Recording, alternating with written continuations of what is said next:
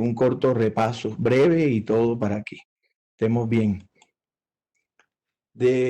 Aquí hay un tema que es importante y seguimos con lo de cerebro, en razón de que en verdad es de frecuente consulta.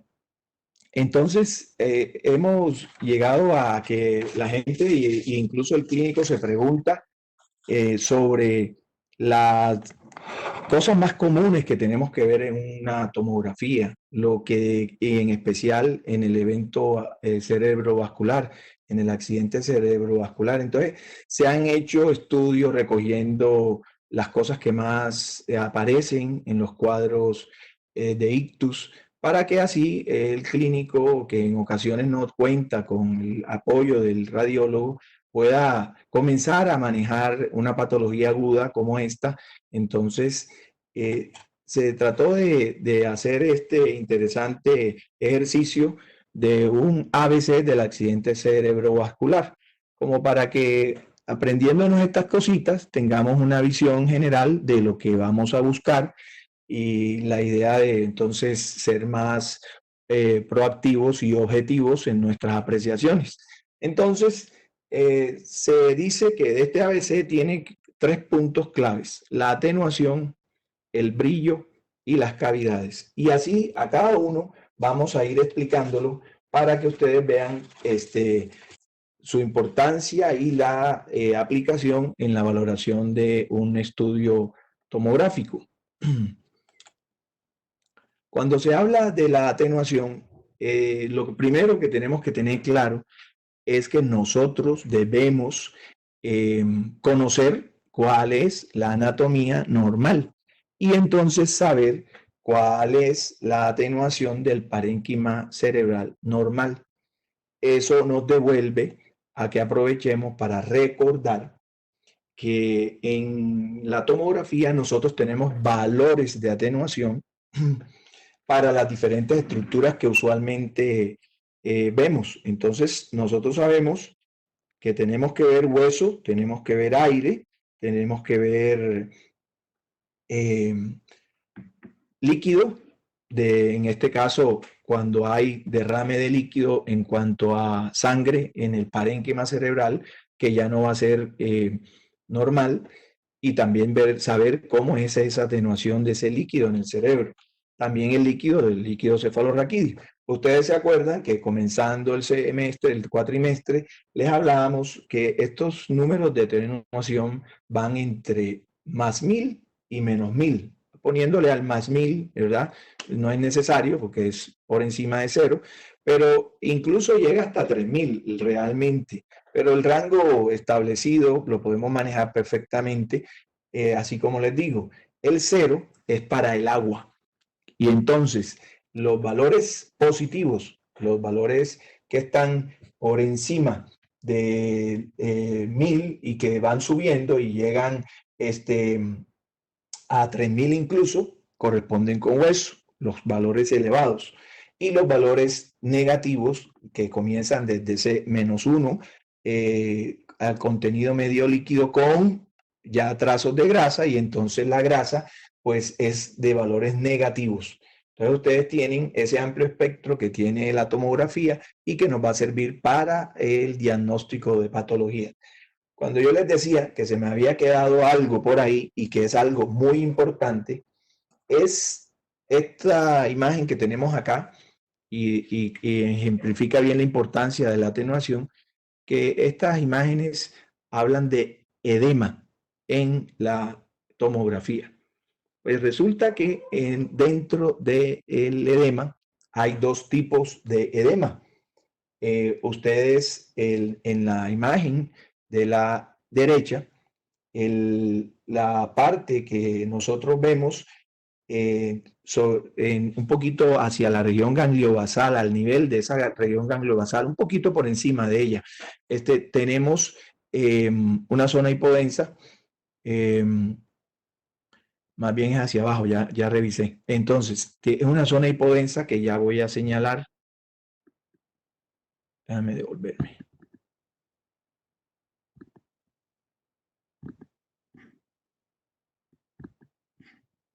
Entonces, esta zona hipodensa es una zona edematosa y que tiene una característica. Si ustedes la miran bien, es una zona como que se extiende en ese lugar del parénquima cerebral.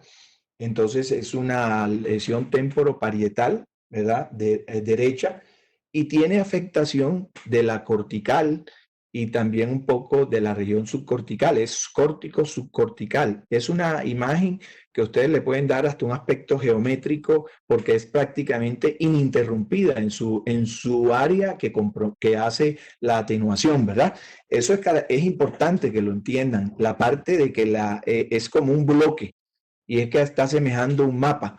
Entonces, esto es un paciente, un estudio de un paciente que hace un evento isquémico y entonces dentro de ese cerebro hay una serie de procesos en donde interviene la bomba de sodio y potasio y donde entra agua a las células y entonces da este tipo de edema que se llama citotóxico, ¿ya? Y entonces este es edema de isquemia, ¿ya? Edema citotóxico. Y se ve como en bloque la hipoatenuación. Esto es importante. En la imagen a la izquierda, lo que tenemos es una zona de hipoatenuación que ustedes ven ahí también, pero tiene una cosa, no es córtico subcortical, ¿verdad? O sea, esta parte cortical está libre, aquí no hay edema. Y esta zona es hipodensa edematosa. Esta zona entonces se interdigita entre zonas hipodensas edematosas con zonas de tejido cerebral que están limpias. Entonces, eso nos hace pensar que este es un proceso diferente. El edema de esta imagen es un edema vasogénico y este edema, este tipo de edema se ve particularmente en dos tipos de entidades, en las que son infecciosas o tumorales. Entonces vean lo simple que es la imagen y lo profundo que es en el significado del paciente. En esto sí es cierto que a veces depende de la intensidad del edema, a veces no es fácil diferenciar entre uno y otro, pero sí hay imágenes como estas en las que ustedes pueden de una vez establecer la diferenciación. De hecho, esto que les estoy mostrando es solo un corte. Siempre nos ayudamos con la valoración completa del estudio. Al hacer la valoración completa, puede ser que este paciente un poco vaya a tener más abajo una zona como esta, ¿verdad?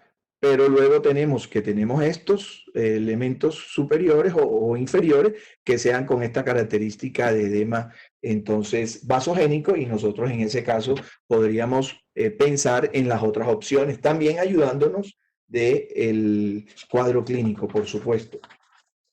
Entonces, esto era lo que se me había quedado y que es muy importante, como lo ven, para la patología. Por ahí era muy importante que ustedes lo conocieran porque de eso van a estar escuchando. Dentro de esto de la atenuación, entonces, seguimos teniendo, ¿se acuerdan de la clase de los signos? Acá tenemos dos ejemplos del signo de la cerebral media hiperdensa. En el caso de estos dos pacientes, probablemente tenían un evento, un ictus, y acuden a buscar atención médica. Le hacemos el estudio porque tiene alteraciones motoras y de alguno pérdida la conciencia. Hacemos el estudio y vemos esta imagen de la cerebral media hiperdensa. Vemos que la contralateral no se nota y en este caso en ninguna de las dos, de los dos pacientes. A veces, dependiendo de la edad del paciente y de cambios de ateromatosis, esta ateromatosis condiciona algunas calcificaciones de las paredes, un engrosamiento sutil de las paredes de las arterias. Esto, como es una enfermedad difusa, afecta a las dos arterias. Entonces tendríamos dudas de confundirnos con esto. Pues generalmente cuando hay una oclusión de esa arteria, porque eso es lo que hay ahí hay un trombo, ahí hay un coágulo. Entonces, cuando hay esto, como que se comienzan a aparecer otros datos y además nos apoyamos en el cuadro clínico. Y también se ha establecido que ahora se han propuesto definiciones más objetivas. Esto, el valor eh, de que ustedes ven de la densidad se puede medir. Entonces nosotros podemos medir de forma comparativa la densidad de la cerebral media de un lado con la densidad de la cerebral media del otro. Entonces, en general, ellas van a ser parecidas, pero sí se ven que una de las dos tiene, o la que nosotros creemos que por clínica tenga 1.2 veces más la densidad del vaso que estamos testeando, ese es una cerebral hiperdensa y no es una cerebral con ateroma. Si medimos, deben ser parejas o cercanas las unidades Onfield de la cerebral media. Entonces, esos son datos que nos sirven para que nosotros podamos establecer el diagnóstico confirmatorio. ¿Qué va a significar esto? Esto es un signo temprano que se logra ver, si lo logramos ver en la ventana de 4 o 6 horas del paciente, este paciente va a salvar gran cantidad de tejido encefálico si va a la trombólisis y se destapa esa oclusión de la cerebral media, entonces revirtiendo todos los procesos de isquemia que se van a suceder en ese tejido cerebral. Acá tienen, hablando de la atenuación, de igual forma, una secuencia de 3 estudios. Un paciente, en el momento que acude acá, prácticamente ustedes no podríamos decir que realmente hay cambios de la atenuación. Esto se mira y se nota como que estuviera normal. En verdad, ni siquiera uno retrospectivamente tratando de hacer que, sí, mira, aquí había una hipodensidad en este lugar, que ya lo están viendo pues en la siguiente. Pues tenemos acá que en la que sigue de la mitad es un estudio que se hace a 6 horas de haber realizado este otro estudio. Y ya ustedes están viendo lo que está pasando. Acá hay una zona hipodensa en el territorio posterior y acá esta tiene la desfortunada, que es bilateral. El paciente está haciendo un evento isquémico de territorio posterior bilateral. Este es a 6 horas y este de acá es de 48 horas del debut de clínico del paciente. Entonces, evidentemente, la progresión, los cambios hipodensos nos van ubicando en cuando ya está instalado el cuadro. Aquí nadie va a hacer trombólisis. Y aquí ya comienzan a dudar si se puede y si será eh, el riesgo que se corre de que haya un sangrado con el tratamiento de fibrinólisis es alto también. Entonces el cerebro va cambiando de acuerdo a las horas que van, por eso es que se dice que el tiempo es cerebro en los pacientes con ictus. Nuevamente con esto de la atenuación, ustedes ven que, y este también es uno de mirar, y de esto, por eso está de esta forma la diapositiva. Acá tenemos el paciente cuando ingresa con una paresia derecha, y este paciente, si ustedes ven, este es el núcleo caudado y este es el núcleo caudado y se nota prácticamente bien en los dos lados.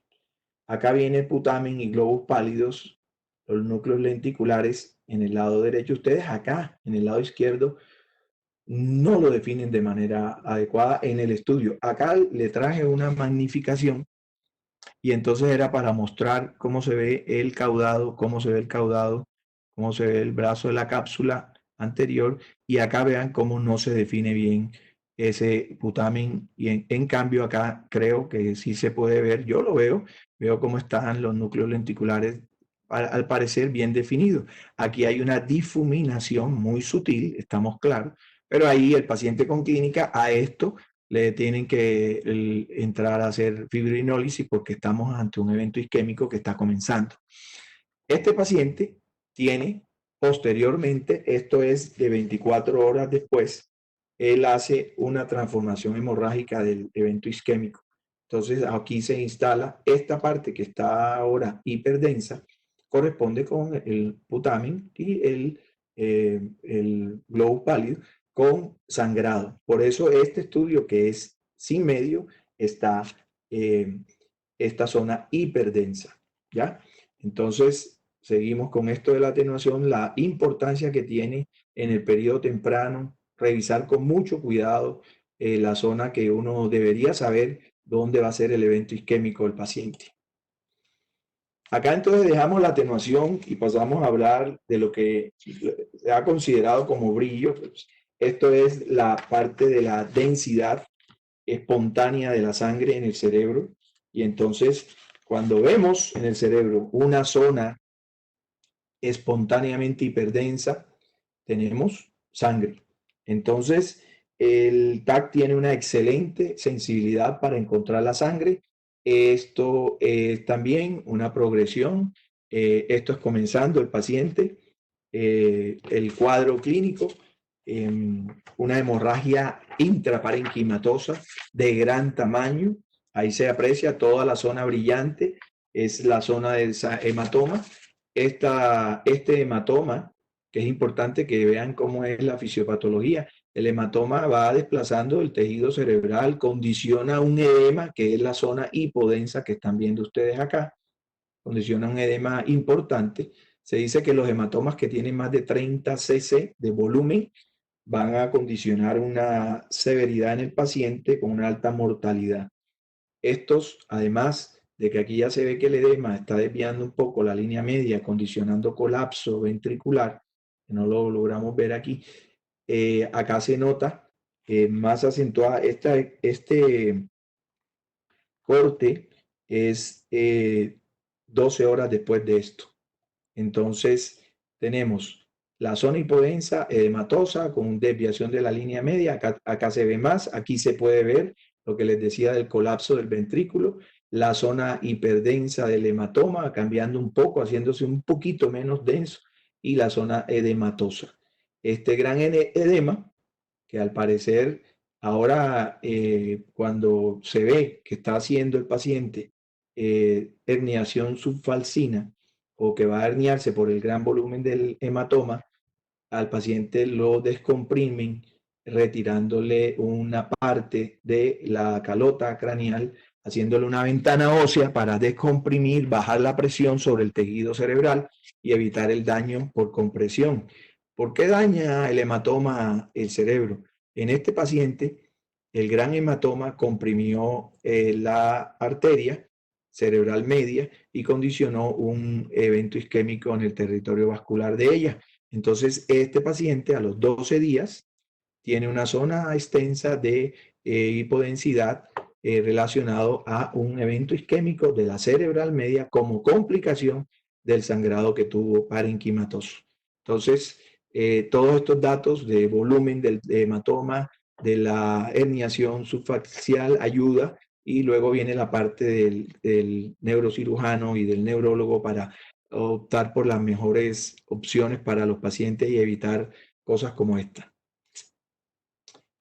Siguiendo con lo del brillo, ejemplos. En la derecha tenemos una pequeña hemorragia aquí que es talámica, ¿verdad?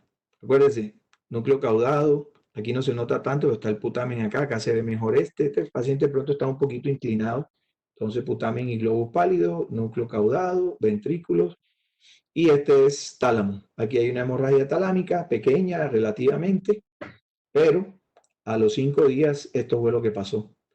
Esa hemorragia no se detuvo, aumentó su tamaño, aumentó la presión, llegó y se metió a los ventrículos y entonces este es un sangrado talámico de gran tamaño que ha producido o se ha extendido a ser intraventricular de forma asociada y está también condicionando un poco de herniación de uncal más que todo. Entonces, y ya hay cambios edematosos de parénquima cerebral en todas estas zonas, incluso en la contralateral.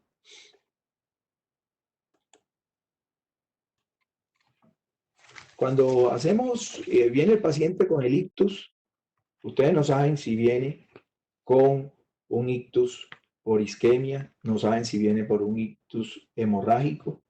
Entonces hay unos números acá. El paciente que le llega a emergencia, el 80% de los pacientes con ictus tendrán un ictus isquémico. ¿Ya? O sea, el ictus isquémico es el más común de las posibilidades, así a ese nivel, 80%. Entonces nos queda un 20% que es hemorrágico. ¿Ok?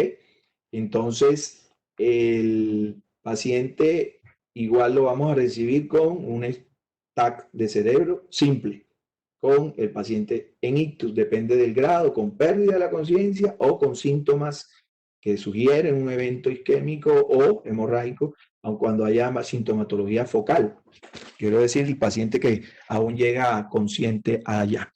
Entonces, cuando le hacemos el estudio simple, hay posibilidades dentro de ese análisis. Si no hay zonas hipodensas, sabemos que no es un evento de tipo isquémico, y si vemos esto que estamos viendo acá, o de alguna otra forma y disposición, sangre, brillo, hiperdensidad espontánea, sangró. Entonces, este paciente obviamente tiene una hemorragia subaracnoidea, y el ejemplo lo traigo porque tiene hemorragia subaracnoidea en todas partes. Entonces, para que ustedes vean de cada lugar posible, zona de sangrado. Entonces, flechita negra, flechita negra, ese es un sangrado en la cisura interhemisférica, ¿verdad? Entonces, este paciente está sangrando a nivel de la cisura, a nivel de la convexidad, ahí está discurriendo por ese lugar en la zona hiperdensa. En la siguiente, esta es la zona de la cisterna supracelular, y por aquí ustedes se ven la imagen como que por ahí va el polígono de Willis, ¿verdad? Aquí hay un pentágono y entonces estamos con sangre en la cisterna supracelular. A la izquierda tenemos aquí sangre en la cisura de Silvio, ¿ya? Y entonces este paciente hacia la zona posterior, en la zona perimesencefálica, está siendo también sangrado. Este ventrículo está dilatado, el cuerno temporal del ventrículo lateral izquierdo se aprecia dilatado porque seguramente tiene también sangrado intraventricular y ya está haciendo hidrocefalia obstructiva. Entonces está dilatándose ese ventrículo. Entonces, en el otro lado, acá hay sangre en el tercer ventrículo del mismo paciente. Y acá otra vez, por acá, en la cisura de Silvio del lado derecho. El paciente con sangre intraventricular. Entonces, ustedes ven que ese es un paciente con una enfermedad subaracnoidea, una hemorragia severa, que puede llevar en sus complicaciones a la hidrocefalia obstructiva, ¿verdad? Y también nos puede llevar incluso a presentar estos pacientes a complicarse en razón de el lugar o la procedencia de el motivo del sangrado. Por ejemplo, si fuera por un aneurisma de la circulación anterior, este paciente va a tener una gran morbilidad. Si supera el evento, va a quedar con bastantes limitaciones y bastante dependencia. Este puede ser que sea un aneurisma de la circulación anterior. Los aneurismas que son más benignos son los aneurismas hacia la cisterna mesencefálica, que algunas veces se pueden recuperar bastante, más de un 90%, y el compromiso no es tan serio. Entonces, esto sí es importante que tengan presente que cuando haya hemorragia subaracnoidea y en pacientes jóvenes, en pacientes de temprana edad, sí hay que descartar la existencia de aneurismas, y entonces podemos, después de hacerles este estudio tomográfico, podemos pasar a también hacer un angiotac, aunque a veces cuando hay tanta sangre, a veces es mejor de una vez derivarlo a una angiografía digital para proceder incluso con el tratamiento del aneurisma que pudiera estar sangrando.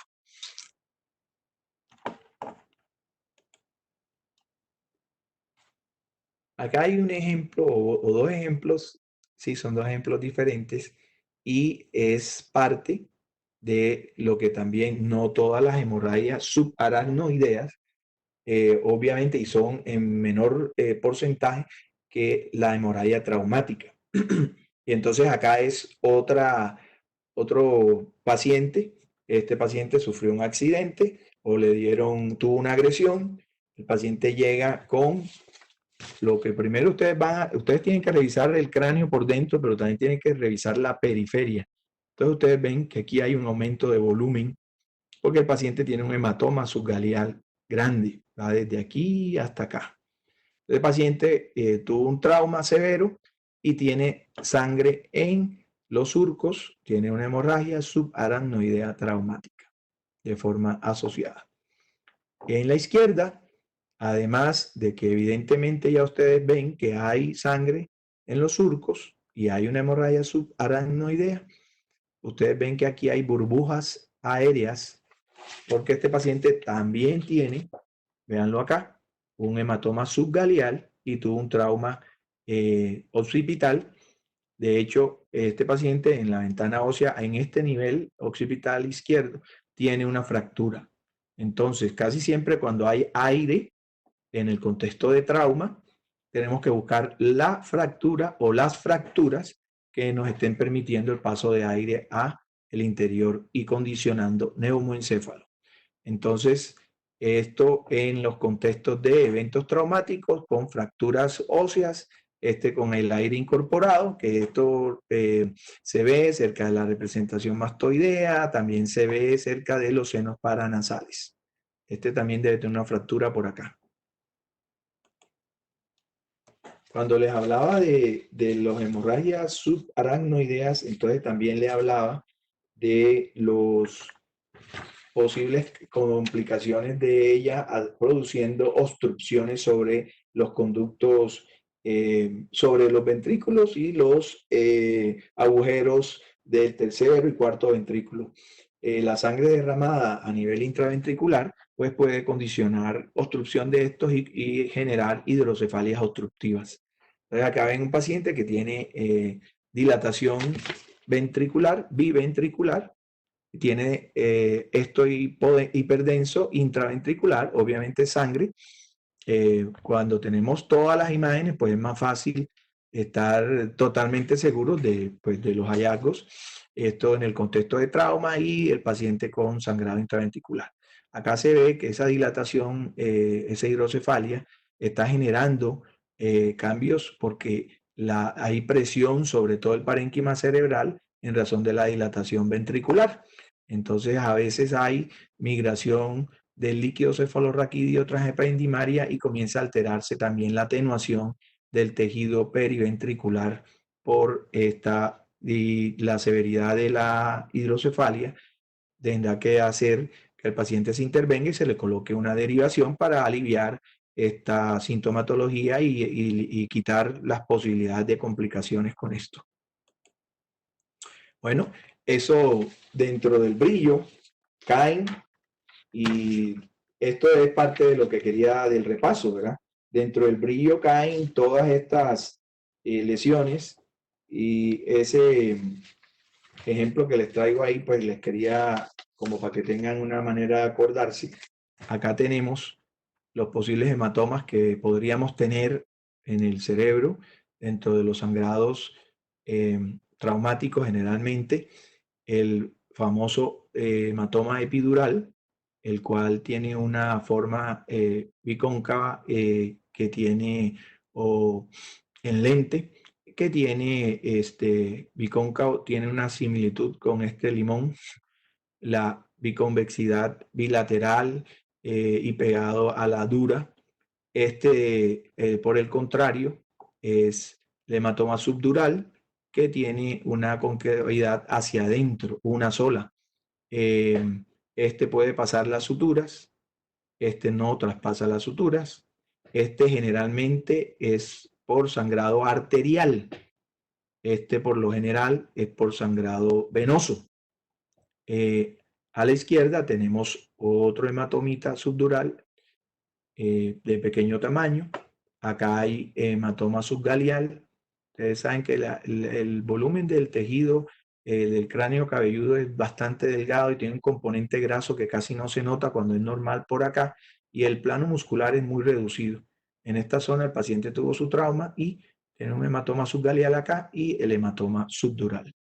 Acá tenemos un hematoma epidural de gran tamaño que está condicionando herniación subfacial y que está condicionando colapso ventricular completo, y del lado contralateral también con cambios edematosos cerebrales difusos.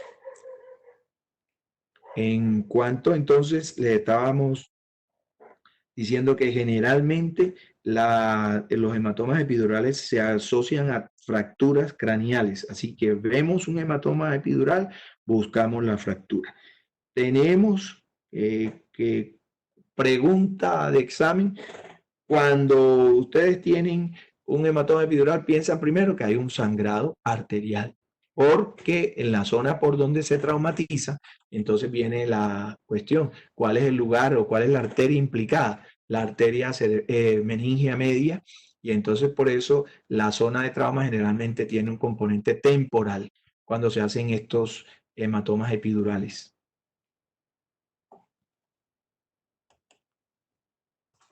Esto que es lo que no entra, lo otro, además de lo del edema que habíamos hablado, es para comentar un poco de los tumores de cerebro que habíamos pasado como por ahí.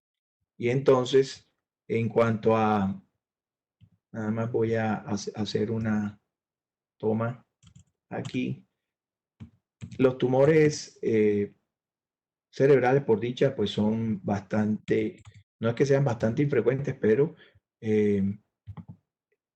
tienen su porción en el caso de la histología, tenemos que el 51% de ellos son del tipo neuroepitelial, y luego tenemos una gama de tumores de los nervios espinales, craneales, tenemos tanto craneales como espinales, tenemos el compromiso de meninges con los meningiomas, y tenemos el linfoma, los, los tumores de la región celar, y una gama de otros tumores en glándula pineal y lesiones óseas. Entonces, generalmente su sintomatología es ominosa, ¿verdad? Dolores de cabeza, algunos presentan alteraciones del comportamiento. Entonces, son un tipo de manifestación proteiforme generalmente. El 80% de los tumores intracraneales son supratentoriales. En los niños se ven casos, la incidencia es de 2 a 4 casos por cada 100.000, y en los adultos es de 5 a 13 por cada 100.000 habitantes. Importante el dato, el 40% de las neoplasias intracraneales también son metástasis. Eso hablando en términos generales. Entonces, hay discusión sobre esto porque hay unos autores que le dan menor valor. En cuanto a el tumor neuroepitelial más frecuente es el glioblastoma. Entonces, está en el 50, es el 50% de todos los astrocitomas, que son los más frecuentes que aparecen. Tienen generalmente pues el comportamiento usual de masa. En una secuencia T1 se aprecian hipointensos en la posición que tengan supratentorial. Luego muestran una captación ávida del material de contraste del gadolíneo luego de aplicado el mismo. Señalan zonas hipointensas con necrosis. Aquí lo vemos, la capacidad de captar y las zonas hipointensas que sugieren necrosis tumoral en razón de su crecimiento desaforado. Tumores pues tienen una alta mortalidad también. Entonces, acá tenemos otra vista cruzando la línea media, captando de manera ávida el material contrastado con zonas hipodensas en su representación. De esto hay tumores sobre las glándulas hipopituitarias en la zona acelar, como habíamos dicho. Ellos pueden llegar desde los famosos microadenomas, que son tumores de menos de 10 milímetros, que son funcionantes y que condicionan alteraciones frecuentes en las mujeres, y acompañan evidentemente de cefalea, hasta estos que son los macroadenomas, que superan esa medida y que pueden llegar a ser de gran tamaño. Acá tienen ustedes en uno de estos, en T1, la gran lesión, expandiendo, teniendo una extensión supracelular. Y estos tumores pueden, cuando crecen, generar compresión sobre el quiasma óptico y comenzar a producir alteraciones visuales, que es lo que termina llevando el paciente a consulta preocupado por la pérdida de campos visuales. Entonces el médico pues depende de cómo esté la sintomatología y los hallazgos de esto, pues siempre van a derivarlo a valorar, ya sea con estudio tomográfico o de resonancia. Acá vemos cómo también ese macroadenoma capta de manera difusa y homogénea el material de contraste. De esos tumores craneales que decíamos, está el schwannoma vestibular. Si se acuerdan de esto, tenemos un signo clásico, el del cono de helado. Entonces, es la patología, tiene un componente intracanalicular que hace lo del cono, y aquí vemos el proceso expansivo. Esto en pacientes que tienen pérdida auditiva, ataxia, y la pérdida auditiva, el examen del otorrino hace, pues, obviamente, pensar en la naturaleza de la pérdida sensorial y llegar a indicar un estudio, y tenemos acá este tumor que obviamente es el causante de esa pérdida de esto. Por acá, esto de verdad que era como un pincelazo, porque la idea era que viéramos de los tumores más típicos de esto. Este es el famoso meduloblastoma, su posición sobre el cuarto ventrículo, la manera como expande el cuarto ventrículo y su proyección en la fosa posterior, y la importante captación del material de contraste, cómo se comportan prácticamente todos así. Entonces, el tema de las metástasis, que sí tiene una importante proyección de, hasta luego Andrés, en la causa de lesiones expansivas intracraneales. Ellas tienen captaciones variadas. Esta capta en anillo. Ustedes ven que es una lesión hipointensa, capta en anillo, y un gran halo de edematoso periférico.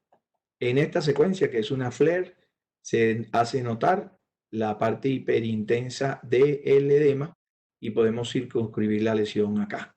Entonces es importante, porque a veces comenzamos con un T1 sin medio, ¿verdad?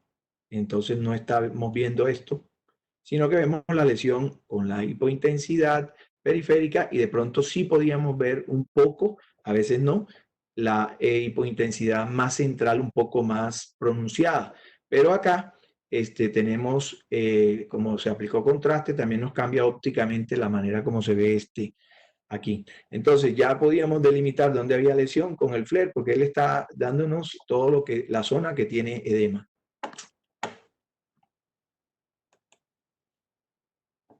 Otro tumor famoso, el glioblastoma multiforme, una zona hipodensa, que si no aplicáramos material de contraste, nos quedaríamos con ese diagnóstico de que hay una zona hipointensa, frontal izquierda, con alguna discreta capacidad para generar colapso parcial del ventrículo, y nada más. Pero bueno, para eso, gracias a Dios, tenemos el contraste y podemos delimitar la zona de la lesión, la zona que no capta porque tiene necrosis, y la zona edematosa.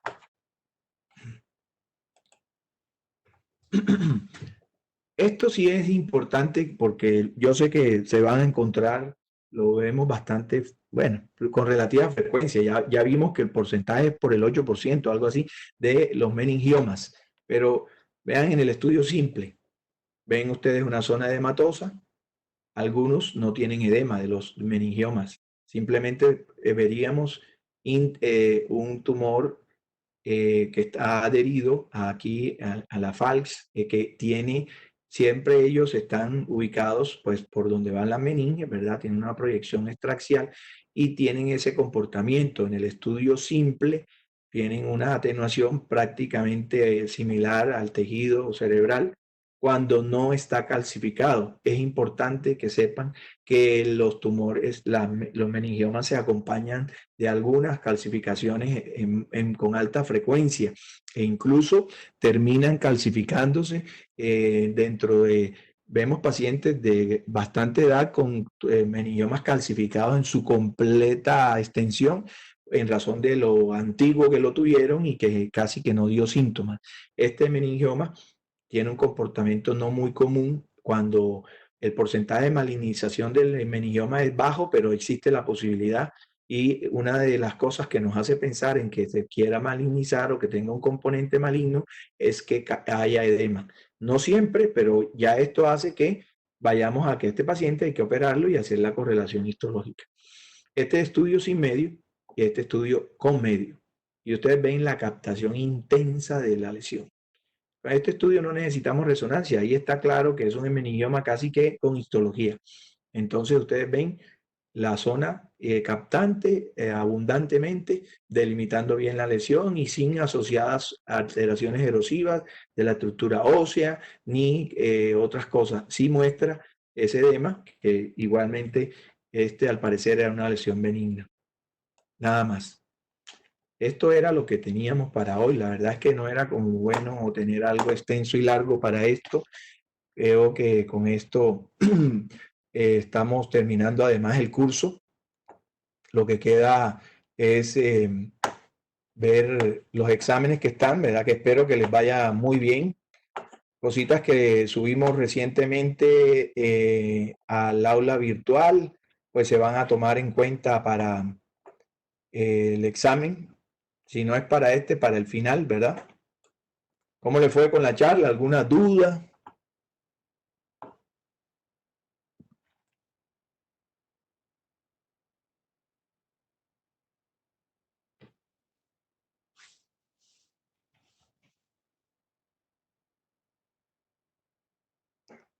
Bueno, les agradezco mucho. Espero que de verdad quiero que les vaya muy bien en lo que falta y que ese examen sea un éxito. Suerte, ¿ah?